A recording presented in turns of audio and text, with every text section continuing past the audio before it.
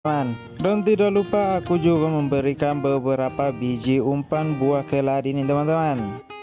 Lanjut di perangkap ketiga. Di sini perangkapku masih aman. Jadi di sini aku hanya tinggal memberikan umpan beberapa biji buah keladi ini nih teman-teman.